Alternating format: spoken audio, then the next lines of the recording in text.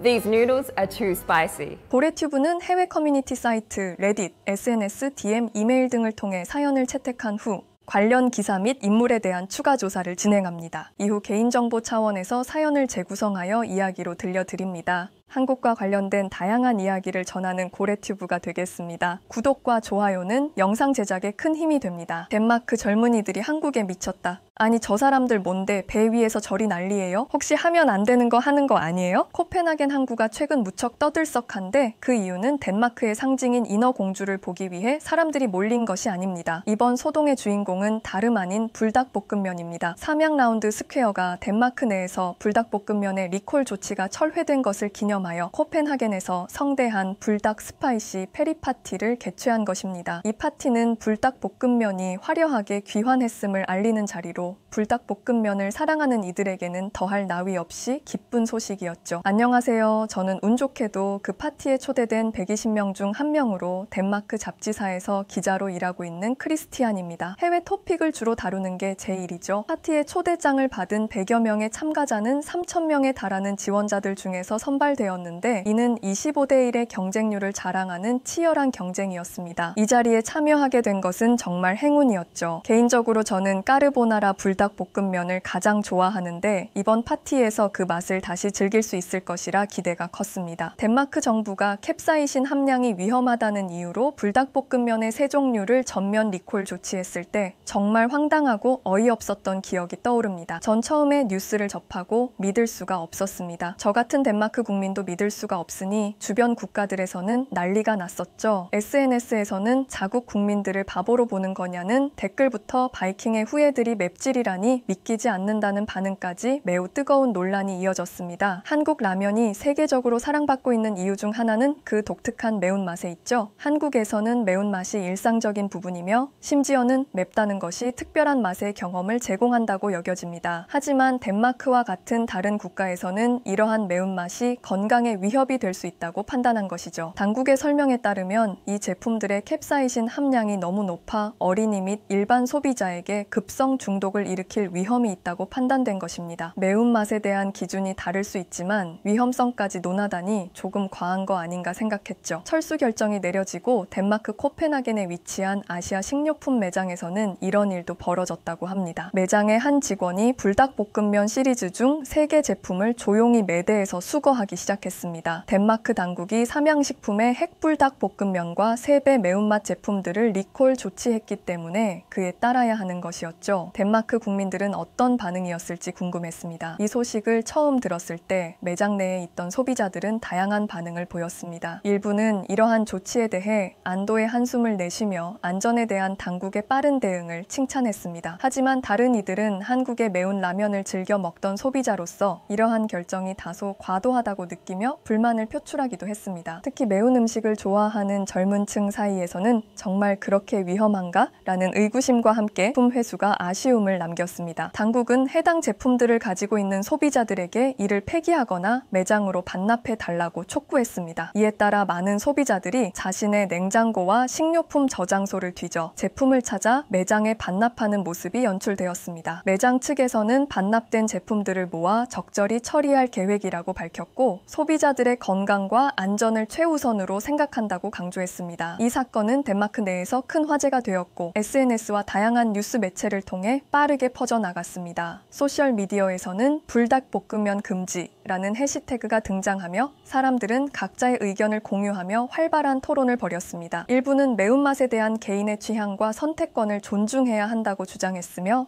다른 이들은 공공의 건강과 안전을 위한 정부의 결정을 지지했습니다. 이러한 논란 속에서도 덴마크 당국은 소비자 보호를 최우선 목표로 삼고 식품 안전에 대한 규제를 강화할 필요가 있다고 덧붙였습니다. 이 사건을 계기로 덴마크 내에서는 식품에 대한 안전성 평가와 규제가 한층 더 엄격해질 전망입니다. 덴마크에서 핵불 닭볶음면에 대한 리콜 결정이 발표된 후 현지에서는 많은 논란이 일었습니다. 이는 불닭볶음면이 단순히 매운맛을 넘어선 문화적 사회적 아이콘이자 현대사회의 식품 소비 트렌드를 반영하는 상징물로 자리 잡았기 때문입니다. 덴마크 수의학 식품청의 발표에 따르면 이 제품의 캡사이신 함량이 일반적인 매운 스낵인 칠리칩을 훨씬 뛰어넘는 수준이며 이로 인해 소비자에게 급성 중독의 위험이 있다고 판단했습니다. 이러한 과학적인 조사 결과에도 불구하고 매운 음식을 즐기는 일부 덴마크 소비자들은 이 결정에 반감을 표시했습니다. 그들은 자신의 입맛과 선택을 스스로 결정할 권리가 있으며 정부의 이러한 간섭은 개인의 자유를 침해한다고 느꼈습니다. BBC 방송은 이 문제를 다루면서 덴마크인들 사이에서 향신료에 대한 내성이 약하다는 주장이 있지만 실제로 많은 사람들이 매운 음식을 즐기고 있음을 보도했습니다. 특히 소셜미디어와 온라인 커뮤니티에서는 이 리콜 조치가 불필요하고 과도하다는 의견이 지배적이었습니다. 많은 이들이 자신의 경험을 바탕으로 불닭볶음면의 매운맛이 자극적이긴 하지만 적절한 주의를 기울이면 큰 문제가 없다고 강조했습니다.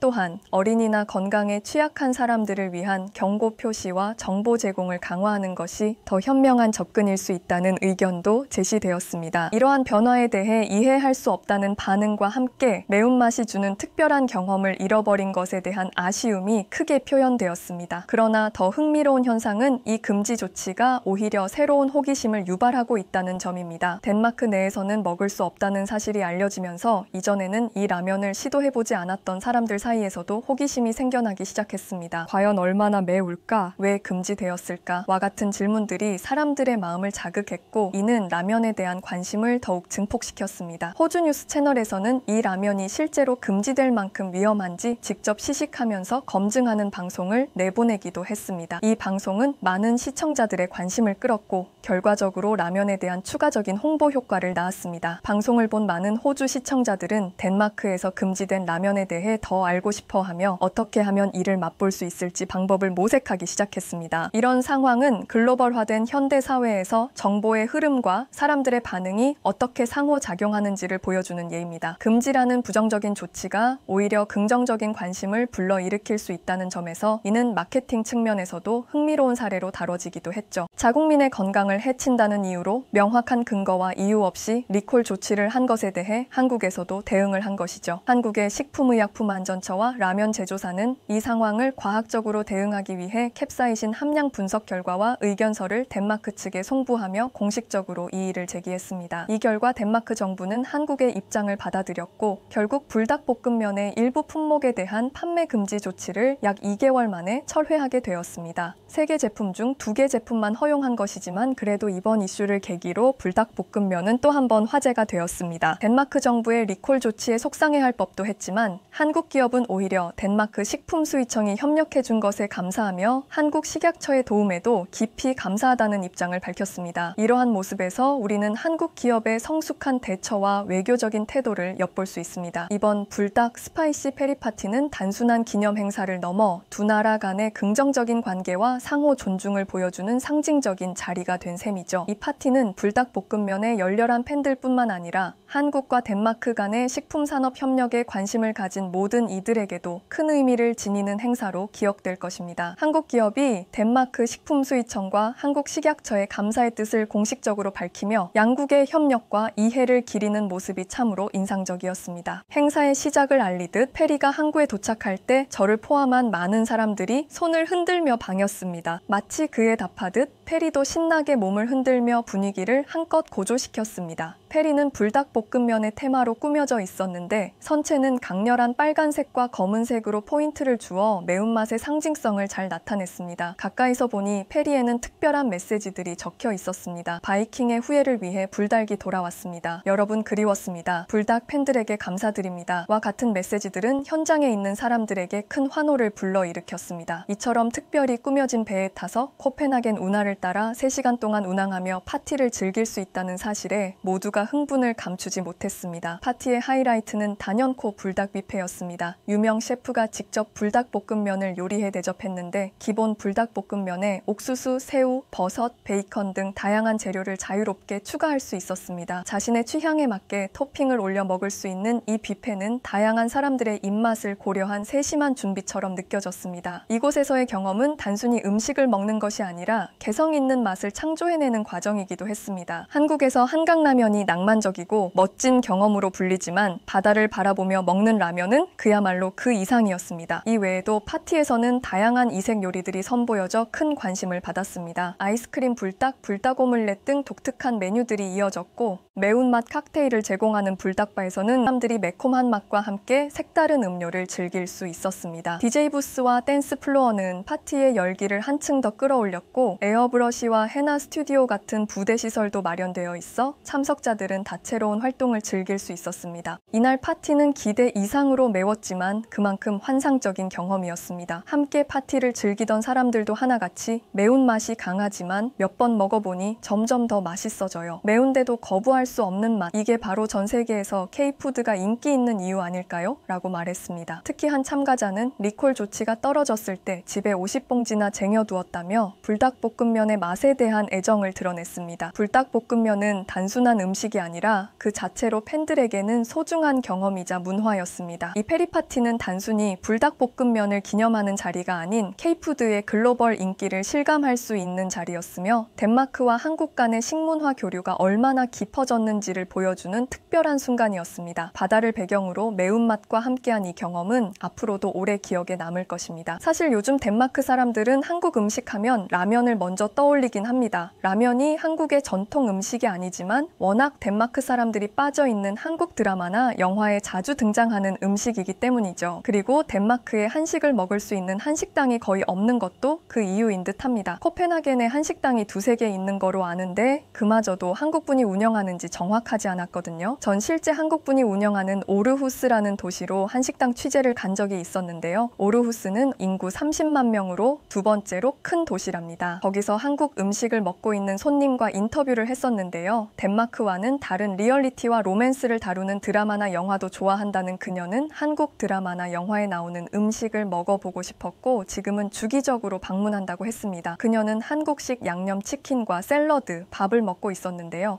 달콤하면서도 매콤한 양념치킨을 정말 좋아하더라고요. 제가 여기 스트리트 푸드 키친 중에 한식당인 것 같냐고 묻자 탑3 안에는 들 것 같다고 말하며 한국 사람들이 왜 드라마나 영화에서 한국 음식을 먹는지 알 것 같다고 했습니다. 20대 초반의 손님들은 확실히 K 컨텐츠의 영향을 많이 받는 것 같았습니다. 한식당을 운영하는 사장님과도 간단히 인터뷰를 했었는데요. 덴마크의 지리적 위치상 재료 공수가 너무 어려워 한국 음식의 맛을 구현하는데 어려움이 있다고 하더라고요. 주로 재료를 독일에서 공수해와서 해야 하는데 한국식 같이 한국인들이 먹는 것처럼 하고 싶은데 그게 너무 어렵다면서 말이죠. 한국 식당을 찾은 손님들과 인터뷰를 하면 할수록 덴마크의 젊은이들 사이에서 한국의 매운 음식이 큰 인기를 끌고 있다는 것이 느껴졌습니다. 그들은 한국의 매운맛을 단순히 도전적인 맛 경험으로 여기는 것뿐만 아니라 건강에 긍정적인 영향을 미친다고 믿고 있습니다. 매운 음식은 신진대사를 촉진하고 캡사이신 성분이 체내 지방 연소를 도와 다이어트에 효과적일 수 있습니다. 또한 매운맛이 스트레스 해소에도 도움을 주며 엔도르핀 분비를 촉진해 기분을 좋게 만듭니다. 덴마크의 많은 젊은이들이 이와 같은 이유로 한국의 매운 라면이나 떡볶이를 즐기며 그 속에서 건강과 즐거움을 동시에 찾고 있습니다. 한국의 드라마나 영화 주인공들은 슬플 때도 기쁠 때도 떡볶이를 먹는 것 같다는 한 손님의 이야기가 생각나 저도 궁금함이 생기더라고요. 그래서 어렵게 떡볶이 재료를 구해 한번 만들어 봤습니다. 처음 만들어 보는 것이지만 유튜브에 영상도 많이 있고 어렵지 않더라고요. 선상 파티에서 만났던 제인과 함께 만들어 봤는데요. 제인은 이미 부엌에서 준비를 하고 있었고 재료들을 보며 눈이 반짝였습니다. 이게 쌀떡이야? 쌀로 만든 거야? 제인이 물었어요. 맞아. 그리고 이건 고추장이야. 한국 음식의 매운맛을 책임지는 양념이지. 저는 웃으며 설명했습니다.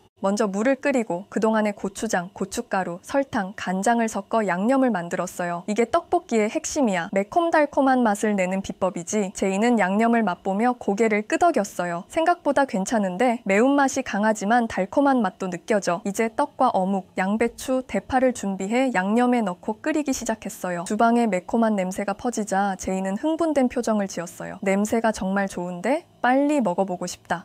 드디어 떡볶이가 완성되고 우리는 접시에 한가득 담아 식탁에 앉았어요. 제이는 첫 입을 먹자마자 얼굴이 빨개지기 시작했어요. 와, 이거 정말 맵다 라고 외치며 우유를 벌컥벌컥 마셨어요. 하지만 이내 근데 진짜 맛있어? 라며 다시 한 입을 먹었죠. 저도 떡볶이를 먹으며 매콤달콤한 맛에 빠져들었어요. 불달게 매운맛과는 또 다른 매력적인 맛이었습니다. 제인과 저는 라면과 떡볶이는 진짜 재료가 심플한데도 맛은 훌륭하다며 다른 한식도 더 먹어보고 싶고 진짜 한국의 한식을 맛보고 싶다고 이야기 나누었답니다. 다음에는 덴마크뿐만 아니라 유럽 전역에 확산된 한국 문화, K-컨텐츠의 영향에 대해 집중 취재를 하려고 합니다. 점점 알아갈수록 한국이라는 나라는 참 매력적이네요. 오늘 사연 들어주셔서 감사합니다.